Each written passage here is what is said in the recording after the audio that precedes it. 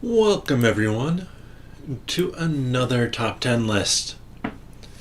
Today's topic is the games on my shelf that I would use to introduce people to board games. This is kind of the same as gateway games, but I kind of wanted to go away from some of the more traditional, kind of modern classic games that we know, such as Ticket to Ride, Small World, Settlers of Catan, or Catan as it is now, and talk about some other games that you might consider using to introduce people to gaming. But before we do that, we have a local Minneapolis cider here, Freewheeler. This is a dry cider, but let's give it a taste, because I do have some comments on cider and what works and what doesn't for a lot of different ciders.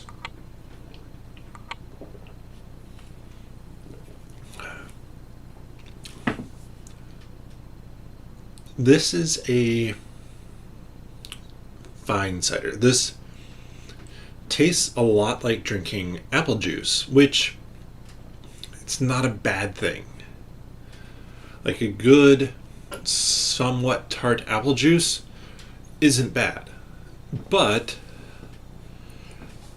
you can see on the front here, kinda, it says that it is a dry apple. So a dry beer, a dry cider, is going to be one that has more bite to it. It's not going to have nearly as much of that sugary sweetness to it.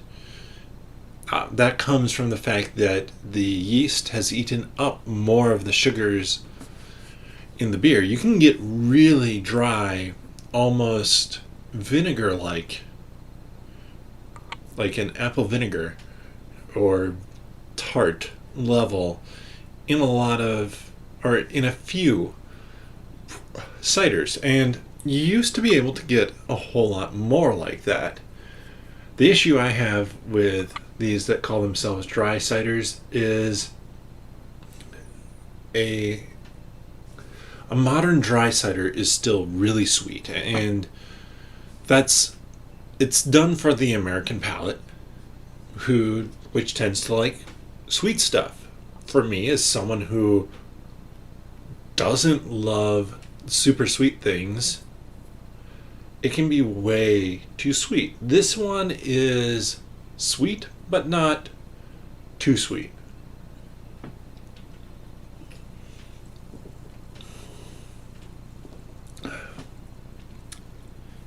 But it is really, really close. Really close to being too sweet. So, let's talk a bit more about this top 10 list before I start going into stuff. Because at the beginning there, I teased that this list isn't going to have a bunch of kind of the modern classic type games, the one that you expect to see on the list.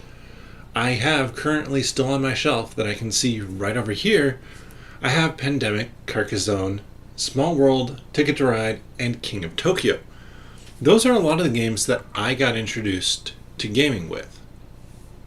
Those games, for the most part, not for the most part, all of them are still really readily available. I could have pulled those off the shelf and talked about them, and I do pull those off the shelf somewhat regularly to play. Not necessarily super often, but often enough. Like Ticket to Ride, I haven't played my copy in ages, but I've played the copy that my parents have. Or, I guess it wasn't that long ago I played Small World or King of Tokyo. Carcassonne's been a little bit longer. Pandemic's been a whole lot longer, but that is its own separate thing because I've been playing Pandemic Legacy instead of regular Pandemic. Regular Pandemic is fine. It's a really good cooperative kind of game, but once I've now moved on to playing the legacy version, I'm just a little bit less interested in kind of playing the base game off the shelf again. So when I was creating this list, I wanted to create a list of kind of some different games that you could use to introduce people to board games that aren't necessarily super difficult, and kind of that next step from your typical typical Walmart game. Target has a whole lot more to offer, but just some games that might be a little bit different that would be good introductions to people who are interested in board gaming.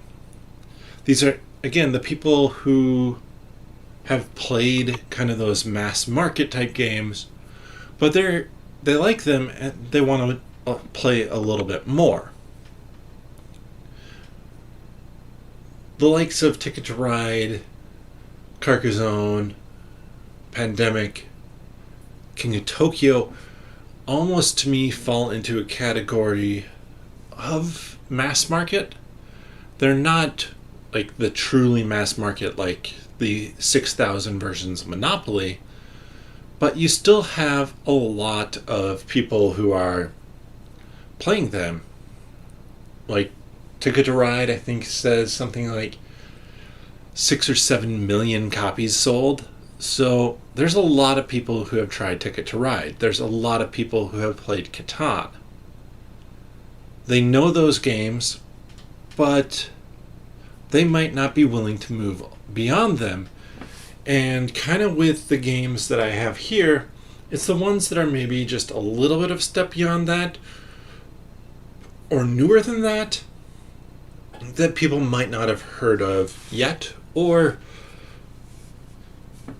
just might not be the first ones you think of when it comes to games to pull off the shelf. So I have these in kind of an order. I think as we get towards the top, it's probably going to be more games that people might guess might show up on something like this. But I have a few interesting ones, maybe a little bit different ones, tossed into my top 10. And when I say that I don't have the likes of Ticket to Ride, Carcassonne, Pandemic, etc., on my list, it's not to say that they're bad games. In fact, I would gladly pull Ticket to Ride off the shelf and play it right now. But they just don't necessarily need to be talked about, and I'm not sure, looking at my shelf, that I'd pull them off my shelf to play with somebody new to gaming. I think I would reach for one of these other games first, just for something a little bit different for me, because I've played those a whole lot more, and well, I'm not necessarily done playing them. I'm not necessarily reaching for them as the very first thing. But let's get into number 10 here.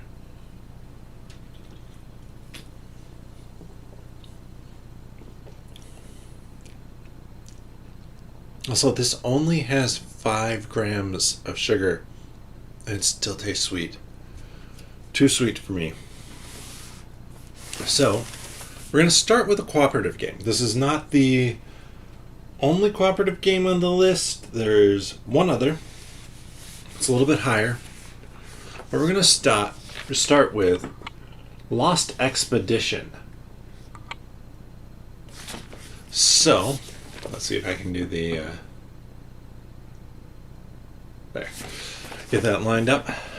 So Lost Expedition is a cooperative game. And the reason I put it on the list, but it's towards the bottom, is that this game is not super complex. Let me pull out and show a few things what I mean. You play down a card, and you'll have a whole line of cards and you're deciding which actions to take on those. So, for example, these red ones, you pick one of them. You either lose a tent, lose a health on one of your guides, or lose a bullet. Not horrible. Let's find actually a better example here. Perfect. Here we have an injury. This one, the pink, or not, there is no pink. The yellow part is mandatory, so you have to pay 2 health and a tent, and the blue part is completely optional. The trick of the game comes in how you play down all of these cards, because you do it in 2 different phases. The first time you play down these cards, you're playing down them in numerical order. So, or get sorted into numerical order. So if I play down the 2, that probably is going to be the very first thing we do. We get to pick one of those 3 actions to do. The electric eel, for example here, that top one says you have to add an extra card. That's not ideal because it's just a random card. You don't know what's going to happen with it. But there are cards like this thunderstorm here that allow you to skip the next 2 cards. So you're really trying to get it down in the numerical order in such a way that it works out for you. But with that, even then, that's only the daytime. You also do an evening hike, and that just goes in whatever order you play. You work cooperatively to make those decisions as to, okay, do I want to spend a health, or a tent, or a bullet? You can decide those as a group, but when you're playing down a card from your hand, you're not talking to anybody else, which for a lot of new gamers is really nice because, well, it can be stressful but nice because it prevents that one person who's really experienced in the game to be able to say, oh, you should play that card. That happens in way too many cooperative games. It's not a fault of the game itself. It's a fault of the players. 1, for kind of letting that happen, but 2, for that more experienced player. You don't need a win every time. So in a cooperative game, let people learn, let people grow, and it's going to help improve the experience. Next up is my second one that people may not think of, and this is one of two engine building games, well, 2.5, I'll call it, on the list. And that is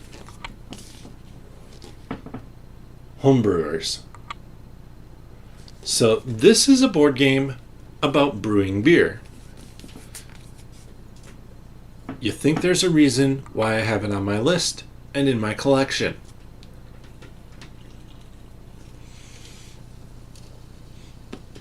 But this is an engine building game that is really simple and removes a lot of the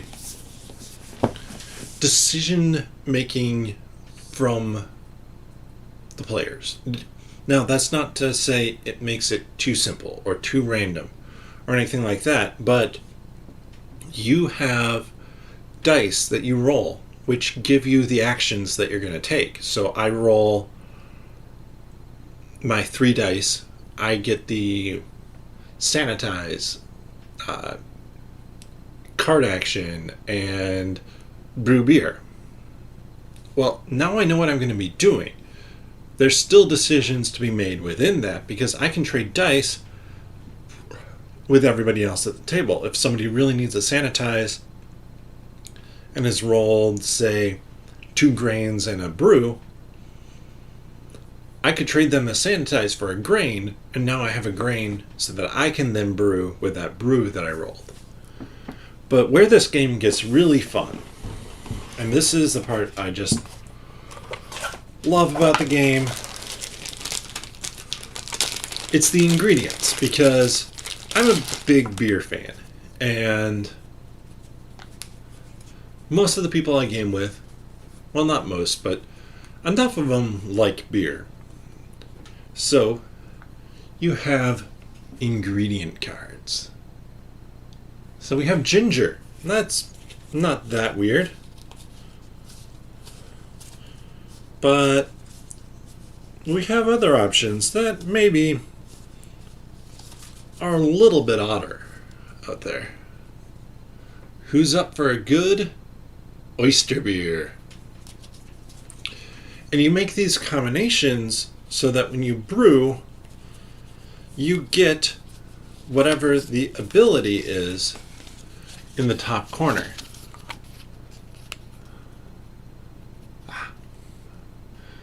It's like this one just gives you a point every time you brew that type of beer.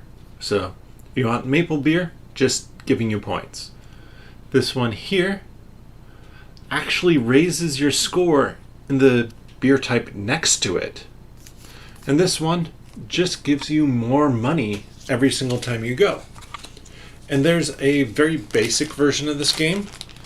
In the basic version, everybody's brewing the exact same way. I've never played that way. Why? Because there's another version where you are brewing as a certain home brewer. I forget all the names they use, but they all have different abilities. And the abilities are pretty simple. I think for some people, I'd maybe not use that if they're really new to gaming. But if you've played something like Ticket to Ride, or especially something like King of Tokyo, where you have your own abilities, this is going to be easy enough to track. Plus, you have these nice little bottles, or not bottles. These are cups, beer cups, which Tom Vassell called bottles in his review. But Homebrewers is just a nice engine building game, and if somebody likes beer, they're going to have some fun with it, because you're always, at the end, you have your different brews, where I might have like a lemon, ginger, clove IPA. And I love to go through at the end and be like, all right, would I drink that? The answer actually is always yes. But sometimes I end up with something where I'm like, I don't know that I'd want more than a taster of that. This next one, number 8 here, is actually one I didn't love the first time I played it. Now, I have all 4 different versions of it, so clearly something has changed.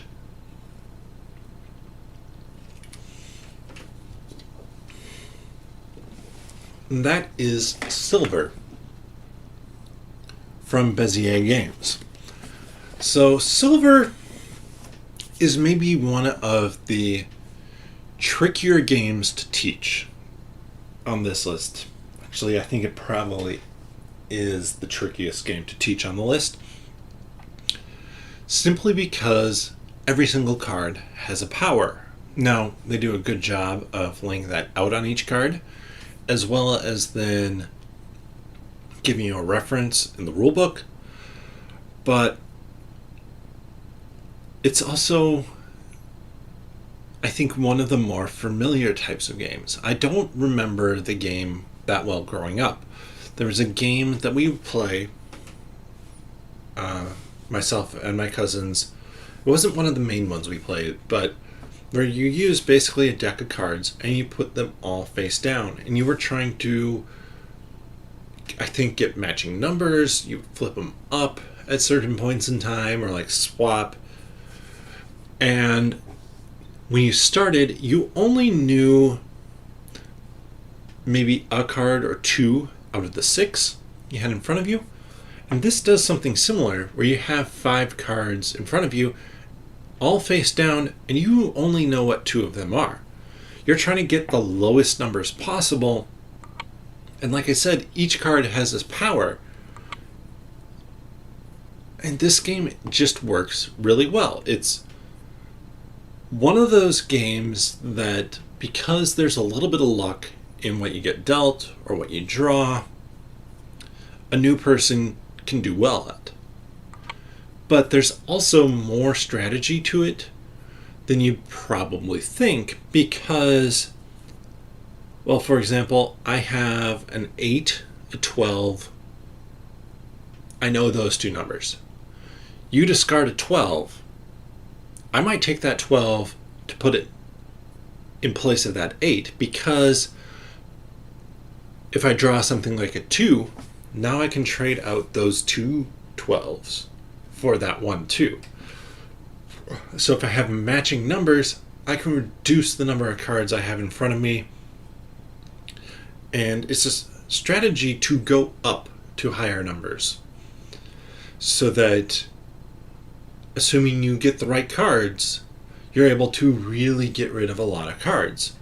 And then there's, when do you call for a vote? When don't you call for a vote? Because if you're the person who calls for the vote and you don't get it, you don't have the lowest total, you get 10 plus your points. Everybody else just gets their points. So it's a negative for sure if you can't get the call at the right time, but sometimes you just want to rush it and hope that your opponent, who might not know all of their cards, has a 12 or a 13 just sitting there. Alright, on to the last cooperative game, and this is not the box that you will see when you go out to your Targets or your Walmarts, but you can find this one really cheap. The box that you will see, and that is Marvel United. So Marvel United, and I'm not going to actually be able to show you much in this game because I've condensed all my Kickstarter stuff way down. Marvel United, though, is a cooperative game. We're playing as the Marvel heroes, and you are trying to cooperatively beat a villain. This isn't a super complex game, especially in the base box, but it gives you enough to play around with.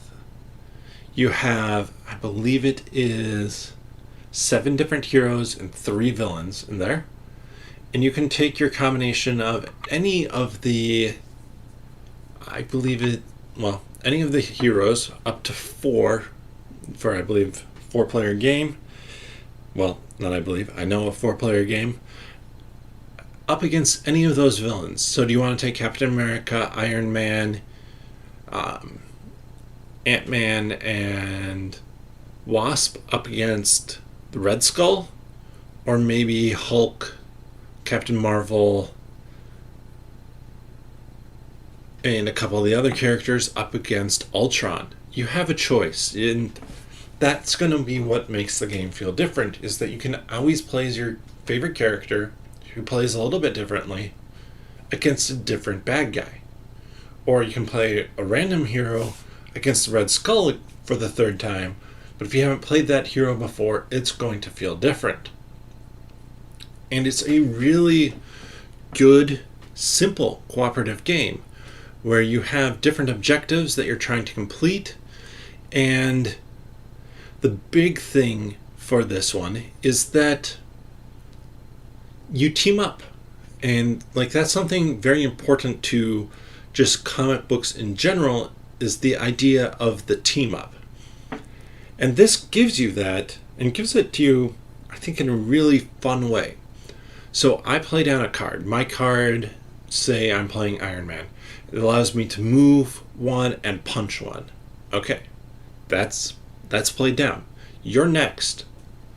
You're playing Captain America. You can do 2 heroic actions. That's what you're playing down. But you get those two heroic actions of like rescuing bystanders, working on stopping a scheme from the Red Skull, as well as getting my move and punch. So what I play for you matters for what you're going to do. And then in a 2-player game, let's say, then I go next. Now I have two heroic actions from Captain America that I'm working with. It gives you that kind of thematic tie in a pretty light game of how superheroes work. And just a really fun, good game. And you can get it dirt cheap right now at places like Walmart because they are clearancing it out. And yeah, I'm just very pleased with this game. And there was an X-Men Kickstarter for it. Like the initial Marvel United had mainly your standard heroes, but it's definitely worth checking out, and it's simple enough that this is a good one for some of those younger gamers. Some of the heroes have a little bit of text on their cards, but not that much, and since it's cooperative, you can just look and read it for them too.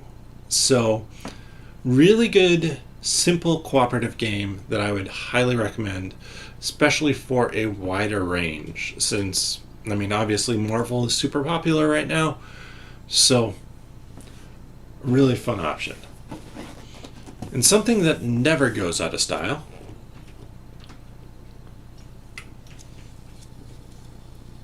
for my number 6, we have Draftasaurus. Now, Draftasaurus is kind of the roll and write that I have on the list. So if you're not familiar with a roll and write, the one that you most likely would know would be Yahtzee, where you roll dice, and depending on the result that you get, you fill in a number somewhere. At the end, you're seeing who can get the most points possible. Yahtzee is a very simple one. There's a ton more that I have on my shelf, from Ganshon Clever, Railroad Inc., Welcome to, Second Chance, Super Skill Pinball 4K, Metro X. You can see a lot of those in other videos I've done. But this one is a roll and write without, actually being a roll and write. You do have a die that you roll, and that's going to help you know where to place your dinosaurs on this board. You're running a dinosaur theme park, or you're running basically Jurassic Park, and you're placing on your board, based off of what's rolled,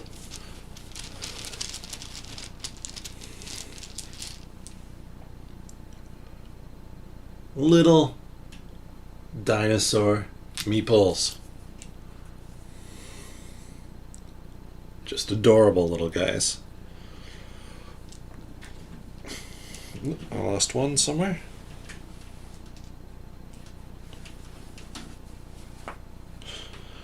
Well, I'll find him later, I guess.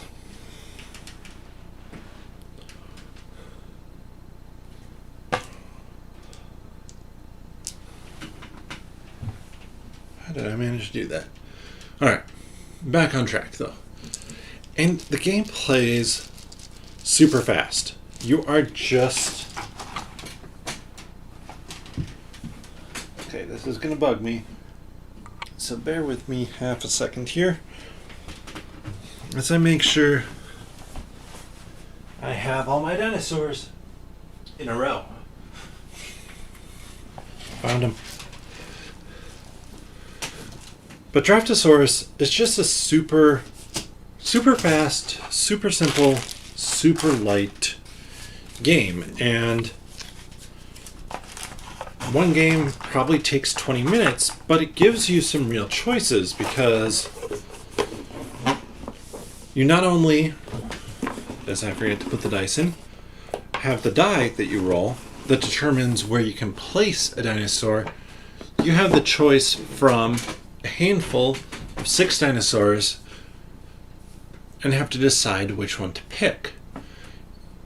And there are just a lot of interesting, not necessarily super hard, but enough in terms of choices that you feel like you're playing the game, not like some of these really light games where you might feel like the game is kind of just playing itself and you're there to facilitate everything.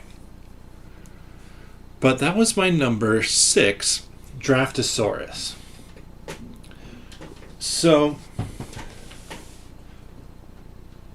all of those games are a lot of fun. I highly recommend all of them. Some of them are simpler than others, like Marvel United and Draftasaurus. Some of them are a little bit more complex to teach, like Homebrewers or The Lost Expedition. But now we're getting to one that's, with my number 5, that's a little bit more complex. But because of how simple the mechanics are to the game, I really enjoy this. This is actually one that just showed up on the Dice Tower Top 10 for casual 2-player games. Now, this one can be played with more than 2 players, and they talked about the Spice Road edition of the game versus the Golem edition. But I really like the Golem edition, and that is Century Golem edition. So this is another engine building type of game where you start out with some gems, and you are playing down cards from your hand that will either get you more gems, trade gems of lesser values into gems of higher values, or you can get more cards to put into your hand. But you're only doing one of those things. So you're either playing down a card, getting another card, or using your gems to get a golem. And the golems at the end give you points. So a turn is super simple. I guess there's a 4th option too, which is once you've played down all your cards, or you have a card that is played down and you want to get them back, you can spend your turn just picking up all your cards. So you build up this hand of cards, and let's say green gems are worth the least. Like, you're generally getting, I think it's actually yellow, but let's go with yellow. Yellow gems are worth the least. So I have a card that gives me 3 yellow gems. I play that down. Then I play down a card that allows me to trade 3 yellow gems and upgrade 3 yellow gems, or upgrade 3 gems. I can now start to go, okay, take yellow gem, make it blue, blue to green, green to pink, or whatever the order might be. And you can really build up like this engine of cards. So I might play down that one that gives me 3 yellows, then play that one down that allows me to upgrade 3, and that might immediately take them back to my hand so that I can play down the one that gives me 3 yellows again. And I'm just working on manipulating what I have in front of me, and it might be even, all right, trade in 3 yellows and a green, get a pink. Okay, I don't have to spend my upgrades in such a way anymore to have to get that pink. It's a really good game, really fast, and meaningful, and like a lot of decisions you have to make, but it never feels overwhelming in what you have to do. And the artwork, obviously, for Century Golem Edition, that's just really cute and works really well as compared to, I think, Spice Road, which is a little bit of a drier theme. Like, trading around spices or trading to get cards that are basically fulfilled contracts or stuff like that is a little bit less exciting than trading around gems to trade gems to then get or activate golems. That's just there's just a slight difference to that in my opinion, and I think that Century Golem Edition is really good. No difference in the game, just a difference in art. Next, we have a smaller game.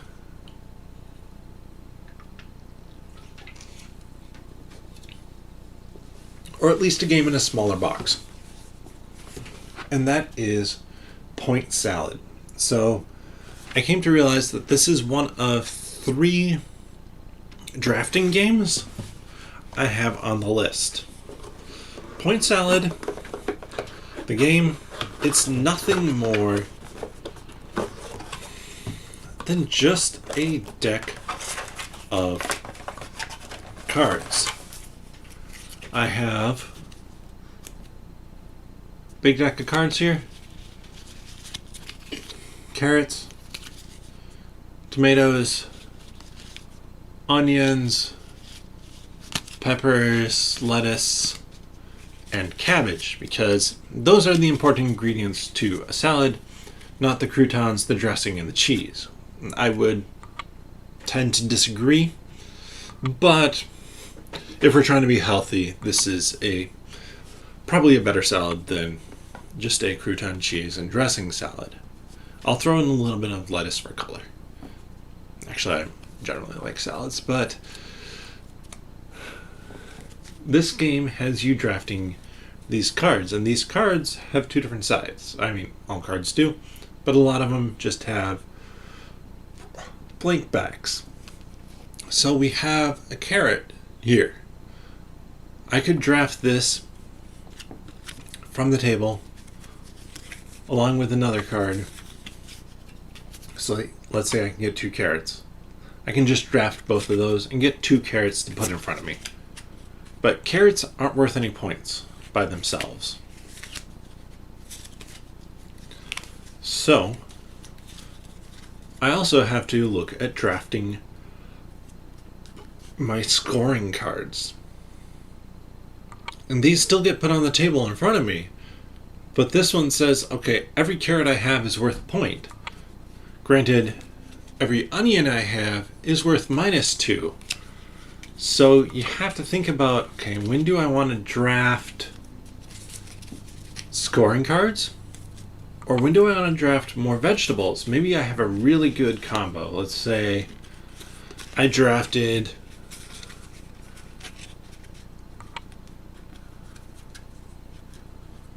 these scoring cards.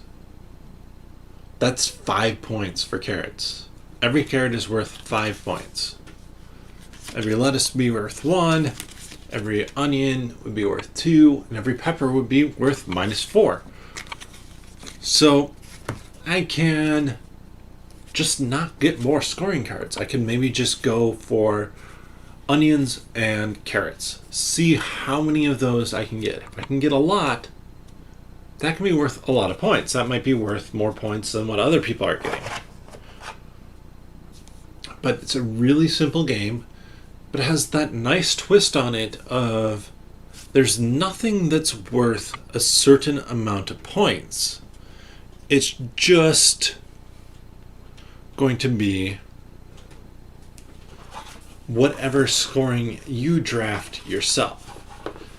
So this is not the highest drafting game I have on the list, but in terms of something that's actually pretty simple to teach, like really simple to teach, and gives you a bunch of decision to make, this one's a great one just for, I mean, you saw the whole deck of cards there.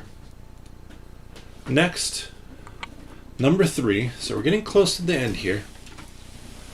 We have a game by Horrible Guild, Potion Explosion.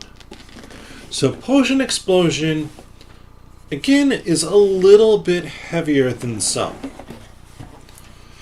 But there's a reason I have it on the list. And that's the reason right there. Well, part of it. I also have this little marble chute. So, Potion Explosion is all about trying to brew the best potions possible. Oh no. Escaping marbles. Lost my marbles. And you're trying to brew as many as you can. But they require certain color combos. So in this case, this one needs black and yellow. So when the marbles are in the marble chute, I pull out a single marble on my turn. But if two marbles of the like color hit each other, I remove all the marbles of the like color in that group. So let's say the group looks something like blue, blue, yellow, blue. I could pull out the yellow, those two blues would hit, making a group of three blues, and I remove all three of those blues. Now if I had a red and a red on either side of those blues, those reds would hit. So this is very much like kind of an app game where you're trying to get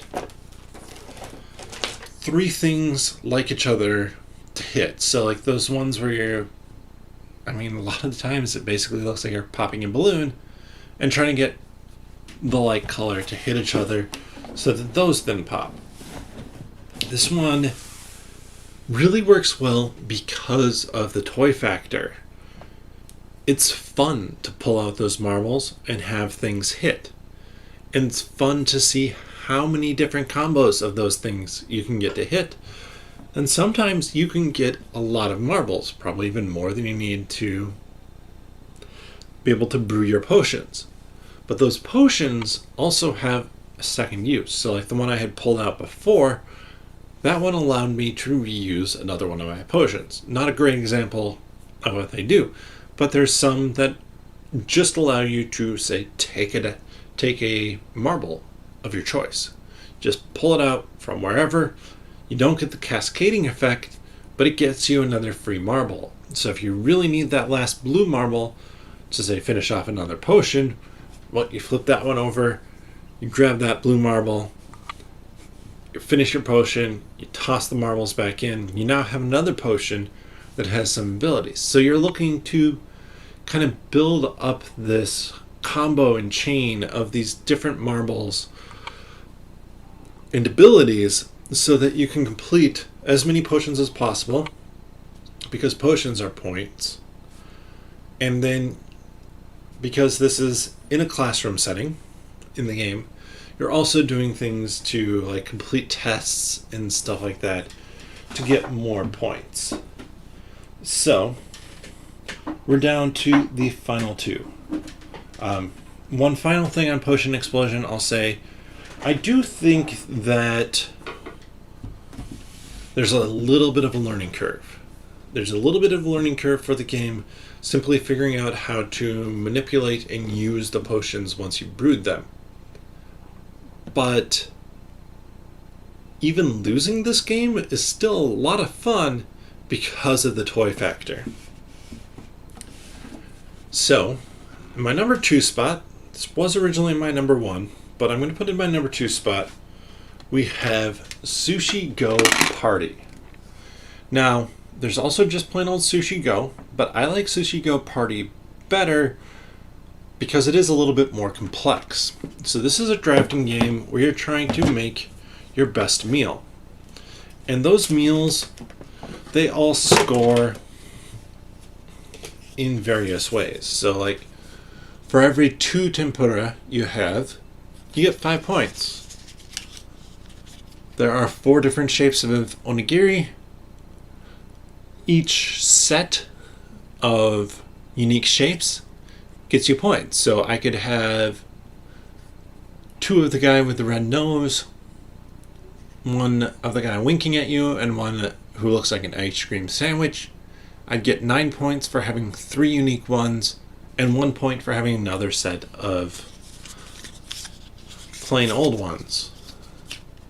We have the Tamaki. Whoever has the most gets 4, fewest gets -4. So all sorts of just pretty simple things like that for your drafting. But it's one that's a lot of fun because, I mean, again, just look at that artwork. This is a very cute game. I think this is one of the things that people often get tripped up on when it comes to what sort of board game to pull off the shelf for somebody new. Now, I have games that might not be that difficult, but I wouldn't pull them off the shelf because the table presence isn't as amazing. Sushi Go Party, great drafting game, really cute artwork, so it's a good table presence. And the final one, I think maybe, well, behind Potion Explosion and maybe Century Golem Edition, probably has the best table presence. This is also one of the little bit more complex games on the list, though the complexity comes in some of the scoring at the end, or some of the special abilities, and you can kind of change up the difficulty by just picking those instead of randomly picking them. And that is Sagarata. So, Sagarata is about building stained glass windows.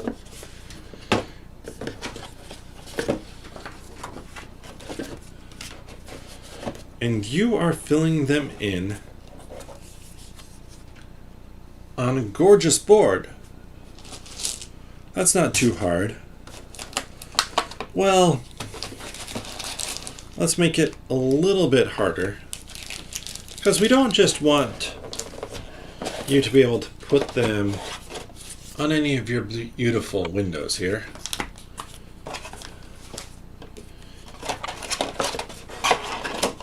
You have to be able to slot them in a particular way. They actually make this super nice.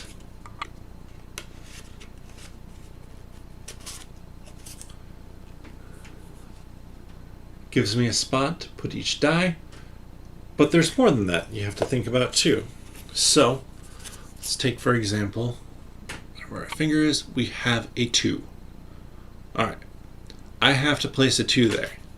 This one next to it is blank. I can place any die there I want. Kind of.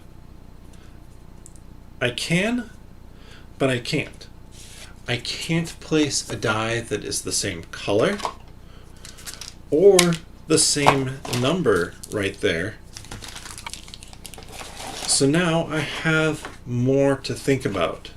I can't just go in and place whatever die anywhere that I want. Plus, each player has their own secret scoring. And now that secret scoring is generally going to be the number on the die faces of a given color. We have translucent dice to give you that nice stained glass effect. So if I'm collecting, say, greens, I might not want to put a green 2 there because 2 is not that high.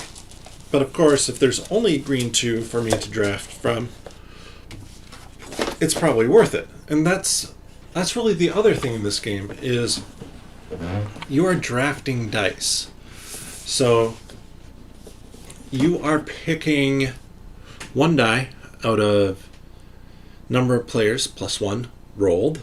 So 4-player game, 9 dice. You pick, say I rolled all the dice. I would get to pick the first die. Then the second player would get to pick a die. Third player would get to pick a die. Fourth player would get to pick a die. We're down to 5 dice from that roll. Well, now we flip it, and fourth player picks, third player picks, second player picks, then I pick again. So I get selection of all the dice, and then I have 2 final ones to pick from. So I really have to make a decision of what I think the other players are going to be going for, so that I'm always picking something, or that I'm picking something that I think won't make it back to me. So say if I think you're going for purple and I need a purple, or I need a 6, if the purple's a 6, I could take that one over, say, a green 3 that I need, if it doesn't look like anybody else is probably going to take that green 3, or maybe even there are a couple green 3s rolled. It gives you some good decision making, and there are special powers that you can activate based off of how hard your window is. You can activate more of them, and the game is just a lot of fun. It looks amazing on the table.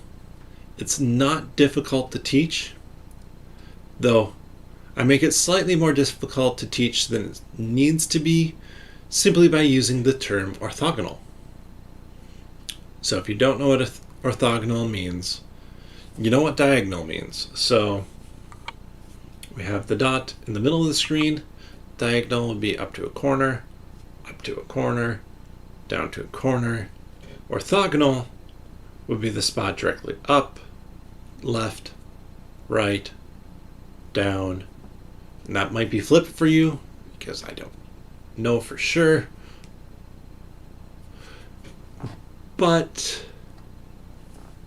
it's just a really neat game, simple to teach, simple to play, can make it more complex by adding in different scoring cards, different powers, and when you're done, you have a great looking stained glass window in front of you.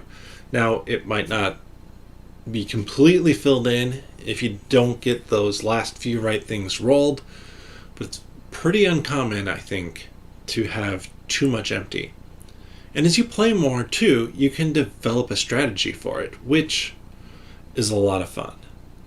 So those are the 10 games that I'd pull off a shelf for playing with a new gamer from my collection. And I'd really recommend for people, if you're wanting to introduce games to more people, I would run out and grab a few of these. Now, obviously my last 3 are the ones that I have ranked the highest: Potion Explosion, Sushi Go Party, and Sagarata. I think for a lot of people that would be a really nice kind of breadth of games. They do different things, though 2 of them are drafting, and they are really cute.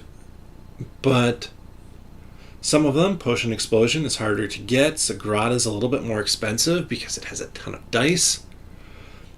Sushi Go Party is really cheap. Point Salad is very cheap. Draftasaurus is not an expensive game. Marvel United is cheap. There's a lot of different options, and this also kind of falls into that category of these also make really good gifts. These are the games that you can get people that aren't so complex that they won't play them without you. They won't play them without you. You don't have to be there to teach them the game. Now, you might be there to teach them the first time, but you don't have to teach it to them again and again and again every time, or they don't have to have somebody there to keep an eye on it to make sure that all the rules are going just right.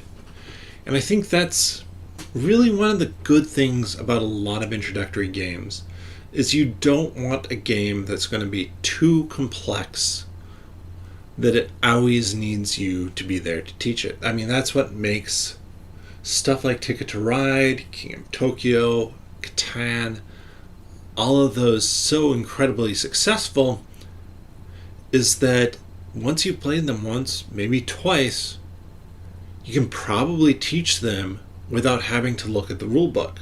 for 99% of the rules. So this, to me, is another good crop of games that, if you want to try something different, and especially like as a gamer, I like to have a pretty big variety of these games. Like, I've talked about some of the modern classics on there, but I haven't talked about some of the other games. Like, I have Gravwell, Fruit Picking, Splendor, Castle Panic, Fae, Lanterns, maybe Five Tribes or Takanoko, Tiny Towns. So many of these kind of lighter games. I mean, I'm just looking around at Titan Race, Munchkin Zombies, Marrying Mr. Darcy, Truffle Shuffle, Night Cage, I would actually say is a really good one as well. And, I mean, I have dexterity games here. Ice Cool, Tokyo Highway. Now, they're maybe not what you would think about to pull off the shelf, but there's certainly options. And having a really good variety of those games is great. Because, like I said, I don't necessarily want to pull my Ticket to Ride off the shelf again. I've played Ticket to Ride enough times. I'd play it again, but I'm not going to be the person necessarily to suggest it. But if somebody comes in and they're looking to try something else out, I have Sagarata on my shelf that I can pull off and get to the table and play with a new gamer. I'm not sick and tired of it yet. I can play that a whole bunch more times, and if I do and I get sick and tired of it, I can go down to Sushi Go Party, which I've actually played a lot of times as well, but I put it on there for another reason as well, which I forgot to mention, is it plays well in a large group. So let's go down to Potion Explosion. Toy Factor, I can pull that one off the shelf. Draftasaurus with the dinosaur meeples, I can pull that one off the shelf. I can pull all these different games that do different things off the shelf so that I don't always have to go back to getting more people into playing those next step games from those mass market or Target and Walmart games. And it might eventually lead them to play something like Role Player with me, which is a more complex Sagarata, and I have a whole lot more stuff for it, but it gives me those stepping stones, and it gives me a variety in those so that I probably have something for any relatively new gamer on my shelf, whatever they're looking to play. But with that, that is my top 10. So thank you all for joining me. I hope that this kind of gave you some fun ideas of other games you can pull off your shelf for those times when you're teaching new gamers, and maybe even find some stuff to add to your shelf that you haven't heard about. If you want to help support this channel, obviously the subscribe button, ringing the notification bell, liking this, commenting, all of those things really do help and help more people find this, and hopefully help more people find kind of those next games to look for to play. I also run a website, nerdologists.com, where I talk about a ton of nerdy things, and I really do have this kind of passion for this type of thing, where it is this introductory level. Now, my favorite game of all time, up above my head by a little ways, you can't see it quite, it's just out of the picture, is Gloomhaven. That is a 22-pound game before the custom wood insert in it, so it's probably 25, 26 pounds for me. I'm not pulling that game off the shelf for a new gamer, but I want to help people to get started down that path, so eventually, if they're interested, I can pull Gloomhaven off the shelf to play with it. Or recently I've been writing about Dungeons and Dragons. I want to help new DMs, Dungeon Masters, be able to quickly get a game going in their world. Because I know when I started out, there were certain places that I'd check out. I talk about them fairly often. The RPG Academy, Nerdarchy, Total Party Thrill. All of them highly recommend after you check out my articles. But I want to give people a way to get going fast into these hobbies. And to get going quickly, not doing everything perfect, or not having to know everything perfectly, but to have that kind of big list to pick from of these introductory games. You might have gone through that whole list and been like, okay, a lot of those sound cool, but the Marvel one really caught my eye. Or, oh, the person who's interested in gaming, they really like beer. Homebrewers is going to be great. Or, oh, I kind of remember playing a game like Silver growing up with a deck of cards. Let's get that one because it's going to be nostalgic. Whatever it might be, I really hope that there's something on the list where you saw it and were like, okay, that's cool. So that is what I try and do on nerdologist.com a lot of the time. There are also reviews for board games, and, well, there's a podcast, 10 Minute Marvel. So 10 Minute Marvel is me, again, if you want to hear me talk some more, but in a much faster format where I talk about Marvel things. So I love Marvel. I have Marvel United, and I have all of Marvel United X-Men coming. That's something like 200 different little chibi figures that you can kind of see what they look like on the front of the Marvel United box there.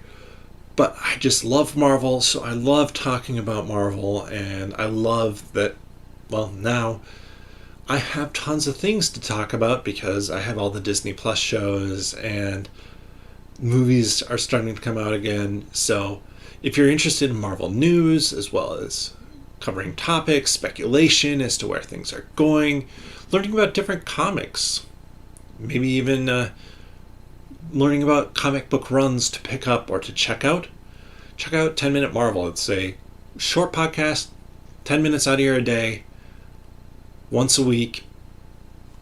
Hopefully it provides something fun for you. And then finally, there's links below for all the social media that I do, but also a Patreon. So all the money on the Patreon that will ever be made from there, unless it gets to, well, no, put it this way. All the money on the Patreon is going to go into improving those 3 things that you just heard about.